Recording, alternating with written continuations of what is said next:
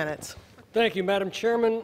When Republicans were in the majority, we set three overarching objectives for our federal lands policy: to restore public access to the public lands, to restore good management to the public lands, and to restore the federal government as a good neighbor to those communities impacted by the public lands. This bill is the very opposite of these three policies.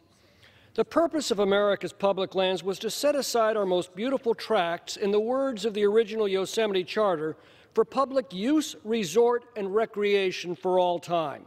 The bill before us does exactly the opposite.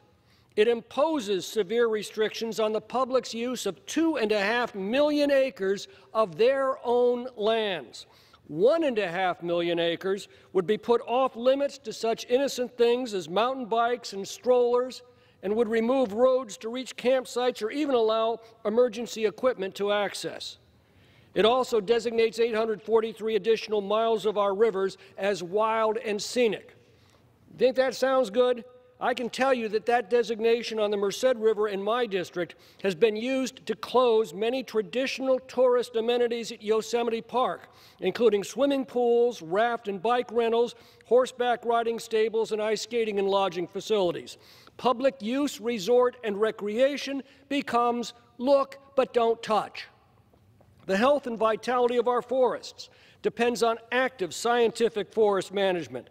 That means carefully tending our forests to protect them from morbid overcrowding, which in turn makes them vulnerable to disease, pestilence, drought, and ultimately catastrophic wildfire.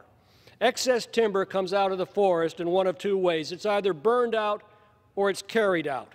This bill makes good forest management impossible by forbidding our foresters from using their science to protect and groom and care for our forests by assuring that trees have room to grow strong.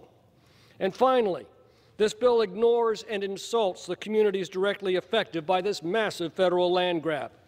In case after case, local elected officials, local governments, local fire districts, and local residents in the nearby communities have formally, vigorously, and vocally protested the draconian restrictions imposed by this measure because they imperil public safety from fire and they do wanton harm to the local economies.